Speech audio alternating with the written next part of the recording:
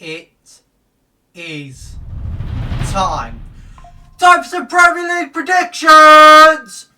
Guys, I want to know your opinions in the comment section down below. Let me know your Game Week 2 predictions, and also smash that like button, subscribe to the channel if you're new, and let's get on with the video.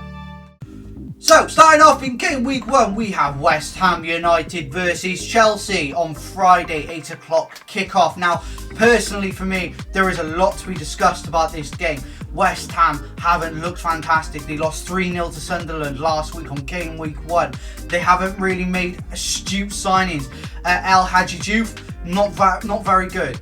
Carl Walker-Peters, basic. Manson didn't have a good game last week either. So it's looking poor for West Ham right now. And with Graham Potter as manager, I don't think they're going to have a good season.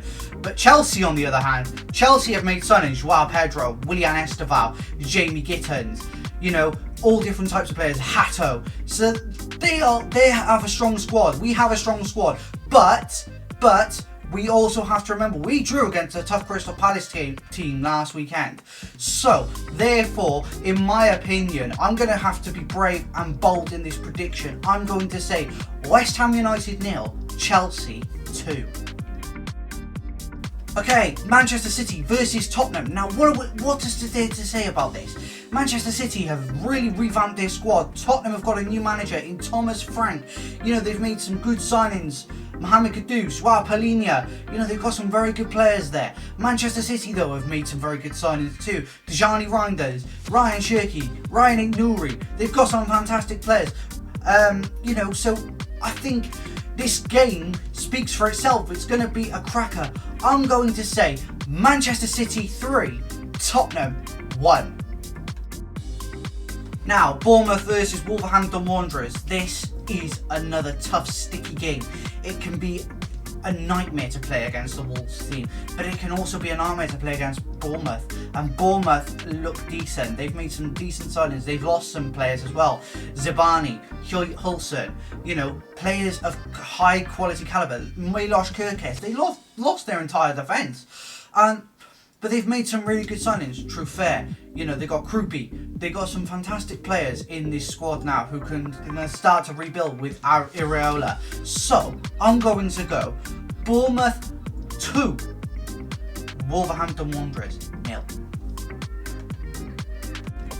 Now moving on to Brentford versus Aston Villa. Now Brentford have lost all their players. They're probably going to lose Johan Visser as well, and so they haven't got a great backbone to survive this season. They've got a manager who was a technical member of staff before, so it doesn't bode well. Aston Villa have managed to keep hold of Morgan Rogers.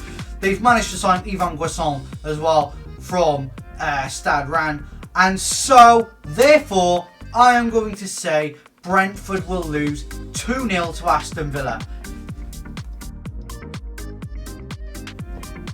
Now it's time to discuss Burnley versus Sunderland. Sunderland, who were magnificent against West Ham United on Game Week 1, winning 3-0 with goals from Isidore, Bala and Mayenda.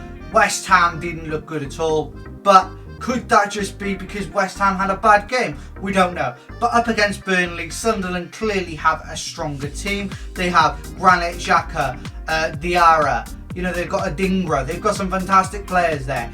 But Burnley have got Ogachukwu, Brozier, they've signed Carl Walker.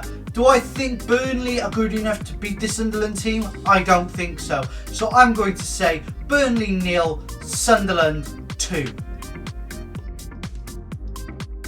And now moving on to Arsenal versus Leeds United. It's the latest kickoff on the Saturday, 5:30 kickoff at the Emirates Stadium. Arsenal have made some good signings this summer. Madueke, Victor Gyökeres, Zubimendi. You know, they've got a good squad now. They've got a striker now that could score goals. But do I think Gyökeres is the answer to all their prayers? No, I don't think so.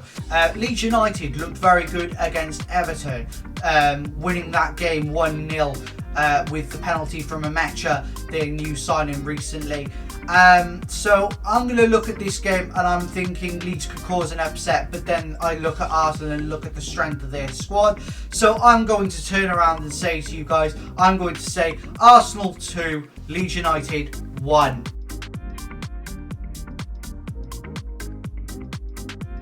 Now moving on to two teams with European football this season. It's Crystal Palace versus Nottingham Forest, 2 o'clock kickoff on Sunday. Now Crystal Palace had a good game against Chelsea last Sunday. Nottingham Forest beating Brentford 3-1. Did Brentford deserve that goal? I don't think so. Did Crystal Palace deserve a win against Chelsea? Maybe. They defended well, but they had a disallowed goal from Erebeshe Eze. Is Erebeshe Eze on his way out of the club though? Could he be going to Tottenham? I look at this Crystal Palace team and I just think it's decent. They've got some great players. Mateta, Adam Wharton, as I said, Barry Eze. You know, they've got fantastic players and a good system and a good manager with Oliver Glasner. Nottingham Forest, though, on the other hand, do have a good team. They've signed players like Ndoye. They've just confirmed the signing of Douglas Luiz from Juventus. They've got James McAtee. They've just signed Amari Hutchinson as well. So I think they're looking strong. And with European football, they'll do well as well. But I'm going to go, in an honest opinion, I'm going to go Crystal Palace 1, Nottingham Forest 1.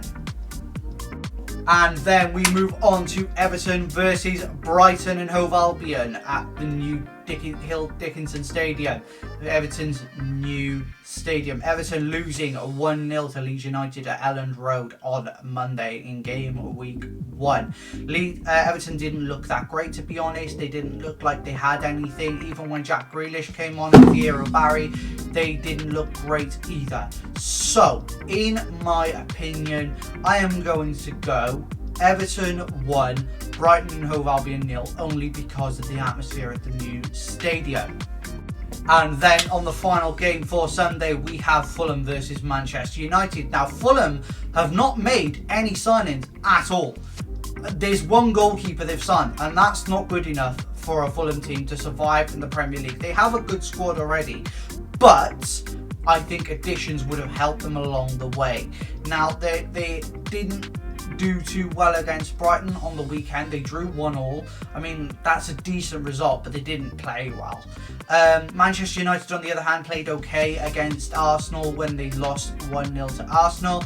They've got some good signings they've signed Brian Mbeumo, Mateus Cunha, Benjamin Sesko. So overall, Man United have a decent squad and will beat Fulham, in my opinion. And I'm going to say Fulham 0, Manchester United 2.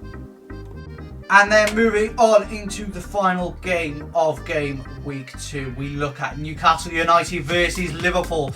Now, Newcastle United against Aston Villa on game week 1 looked absolutely toothless against Aston Villa without Alexander Isak. Alexander Isak definitely going to leave Newcastle United. Liverpool have made a whole host of signings. Jeremy Frimpong, Milos Kerkez, Florian Wirtz, Hugo Ekitike. Fantastic signings from this Liverpool side, and they are going to be looking to continue their winning run in from game week 1 where they beat Bournemouth 4-2.